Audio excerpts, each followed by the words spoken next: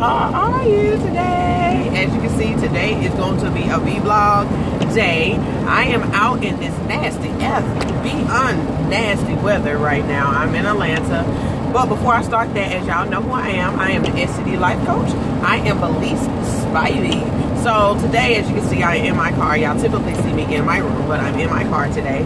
But I wanted to come on here and talk to you guys about how to push through when you have an outbreak. And I'm sure you're asking, like, Belize, do you have an outbreak? No, but I almost had one this week. Like, literally, I kind of nipped it before it came. So I want y'all to know, like, life can't stop when you have an outbreak. Now, if yours like take you out to a point where you can't walk, you can't sit, things like that, then I understand that you have to take a day off. But I'm talking for my individual where you can work through it, you just don't want to, okay? And I'm that type of person where I can work through mine, but honestly, I do not want to work through it. I just want to get in the bed and don't move, okay? But for us who can, do it. For you individuals who can't, you're going to have to find ways to kind of stop the pain so much that you can go to work. Stop the pain so you can take care of your family, you know, and things like that, because life don't stop. A lot of us are very, very busy individuals, and it really makes life very difficult and really put us in bind financially or socially, or, you know, to keep our responsibilities. It hurts us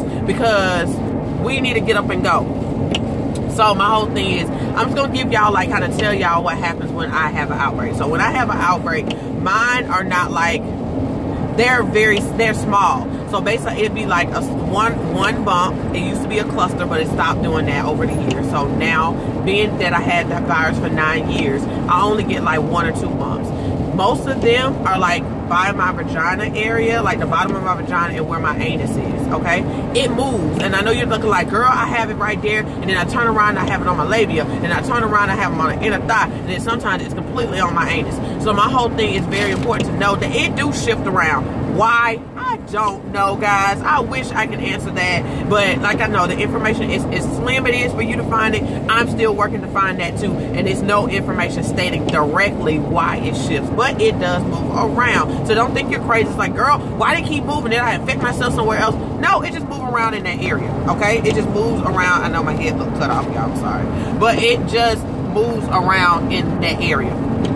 All right, so I just want y'all to understand, you know, you're not crazy. It moves. I'm trying to shift the phone a certain way.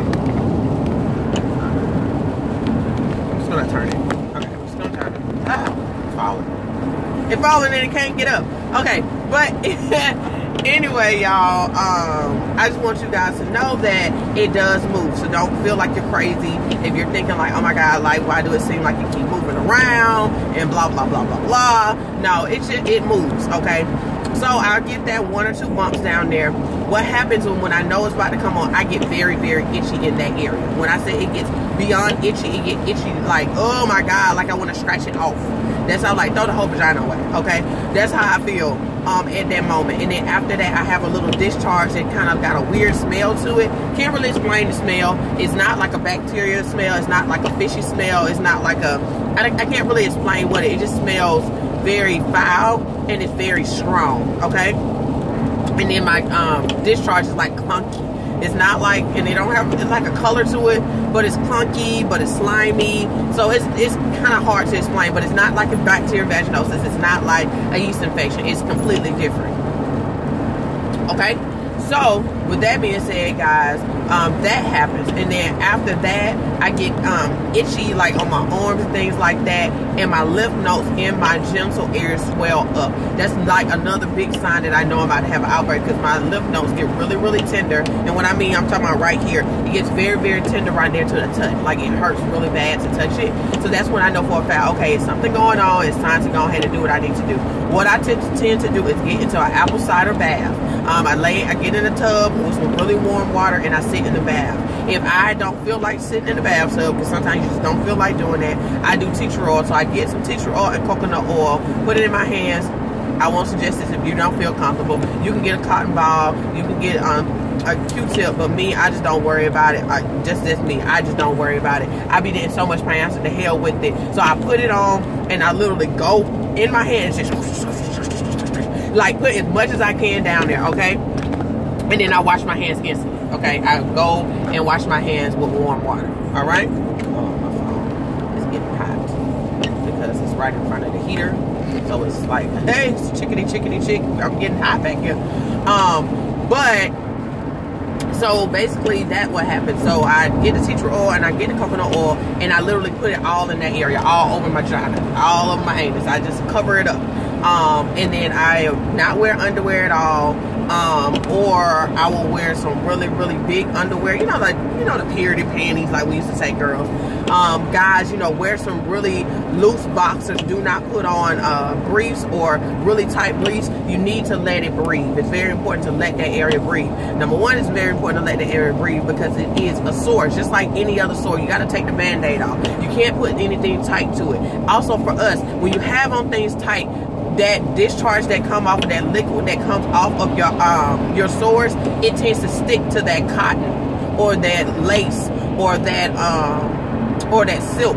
So it's very important for you not to put something so close to it because it'll literally get stuck to it because it's drying, and then you got to pull it off like a darn Band-Aid and it hurt like heck and you start over. It's very important that you try to keep it loose, keep it dry. You want to keep it dry as possible.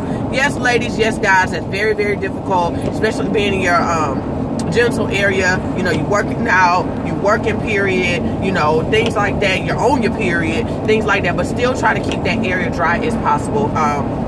Just start healing it up.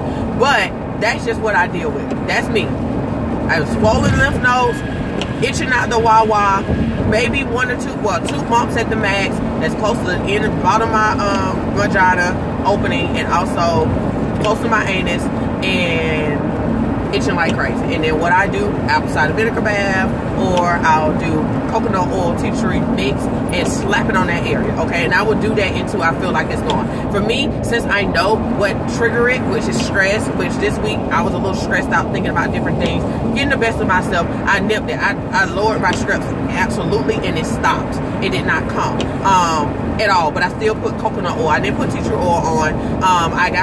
I didn't directly mix the coconut oil and tea tree oil. What I do, I make my own soaps now. So the soap that I have and I wash myself with every day got tea tree oil in it. So I automatically kind of wash my body with, my phone is shifting, y'all. Sorry. I automatically wash my body with coconut oil and tea tree oil, and then I end up putting coconut oil, like slapped it all down there, and literally it's just like, we stopping you at the door. You can't get in, you don't have the password, which is stress. So she not here, so you can't come. So we didn't have to worry about that. It stopped it. But for my times that I do have like a really, like, I don't stop it because the stress it just keep coming, I continue to do that. Literally, I try to get rest. I get up anyway. I try to do what I need to do. And guys, and this may sound crazy, I try not to think about it. What you focus on amplifies, and you got to know that your mind wins.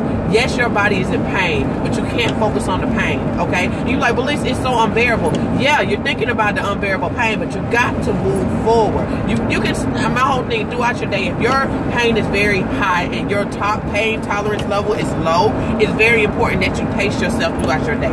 Don't wait till the last minute to get your clothes together. Don't wait till the last minute to do the kids' homework. Don't wait till the last minute to start dinner. Like, literally start prepping yourself slowly. Yeah, because you can't move as fast. You in a lot of pain, so you want to kind of like plan ahead, prep yourself, give yourself enough time to get the stuff done. So if you need to sit down, if you need to rest, you can do it. But if you're in rush mode, it's gonna make you're gonna get pissed, you're gonna get fragile, you're gonna just like, oh my god, I cannot do this, I'm sick of this, it's not fair, blah blah blah blah blah. And honestly, you don't really have time within your day to sit there and worry about the fact that you have herpes. You just can't. And this is just an everyday thing, guys. Now for my individual who just found out, I'm not gonna lie, you got a lot of time to think about herpes because typically you shut your whole life out. I'm talking to my individual who had it for a year or so, and you're trying to learn how to manage it while you have it. Guys, you have to pace yourself.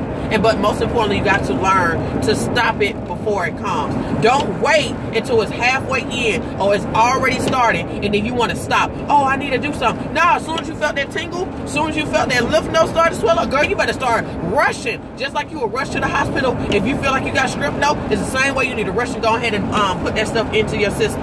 You need to do it fast as possible, because my whole thing is, guys, antivirals, it's not a cure, guys. It helps, it aids as a as it aids to help you speed up the process. So the way to speed up the process is taking it as quick as possible. But if you get halfway into the outbreak and try to take that, your aid is no good to you. It's going to be late.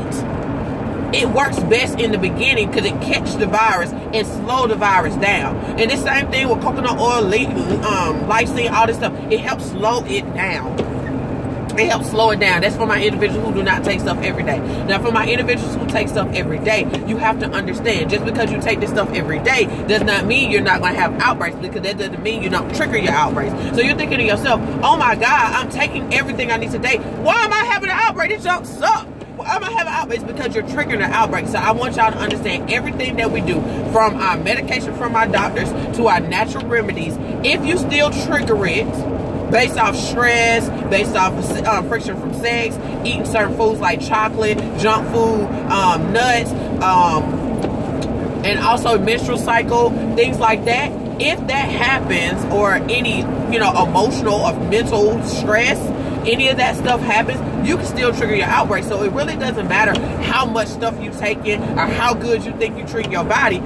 Our body is like, this virus is really controlled by your nervous system. Like we all know, it sits on their nerve endings. So you got to make sure you understand that anything that's shifting the nerves, or like, hey, fire off, there's something going on, we got to fix it, then it's going to trigger it, okay? And that's not always the case. Some of you guys are like, girl, I've been so stressed and I haven't had an outbreak. Well, sex ain't, not sex, but stress is not your trigger. And that's a blessing, because, it's hard. You can't get rid of stress, guys. It's going to happen, but you learn how to manage it. You can manage it the best that you can. And I would tell anybody to take the time to figure out what works for you to manage your stress, because stress is not going anywhere. Truthfully, you just got to learn how to manage it very, very well, and then kind of push it to the wayside to say, I have done all I can and want to let the situation run its course. So, guys, y'all have to understand, you have to learn how to move through it. So, I hope this video helped in some way. I didn't want the video to be long at all. As y'all know, I am, at this moment, y'all see my shirt, ask me about herpes. So, I love this shirt. I just created this shirt literally earlier this week. I am going to an event here in Atlanta at the Gathering spot. It's from 10 until 3. I'm late. It's 10:34, but I had to take my kids to karate. But at the end of the day, I'm going to this event, and this event is about PrEP. They're talking about the HIV PrEP.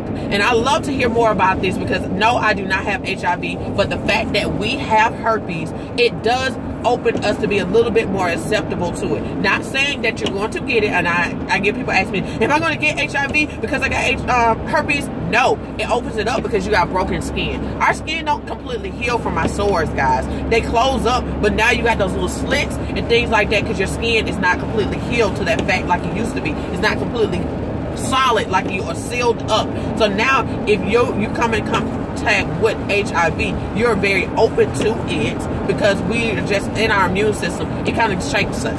So my whole thing, I want to learn more about that, because I do live in Atlanta, and if I feel like I need to take the pill, I need to know why, and I need to learn information about it. Plus, I get to go in the room and get to market myself about what I do, because I'm sure as many women in this room, if they don't have HIV or don't have any at all, I know for a fact half of the people in this room have herpes and don't have nobody to talk to. So this is my opportunity to get in this room, work this room, talk to people, give out business cards, and assist them. I'm happy because Candy Burrs is going to be there. One of the ladies from Married New Medicine is going to be there. One of the doctors is going to be there, and some other young lady, but I never seen her before. They're going to be there, so it's going to be a really, really high I'm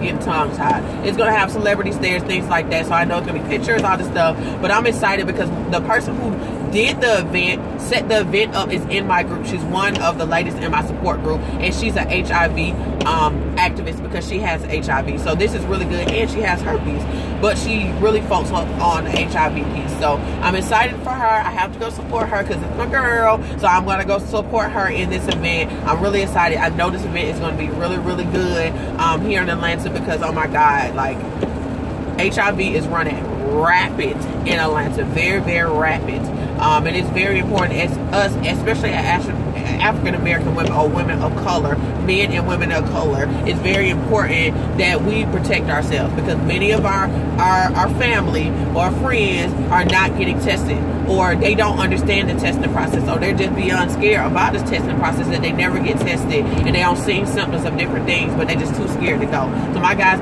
you got to do your due diligence, protect yourself at all costs. No, nobody wants to take medicine for the rest of their life, but my whole thing, I prefer to take a medicine that keep me from getting it than not taking nothing and still get it. That's just me.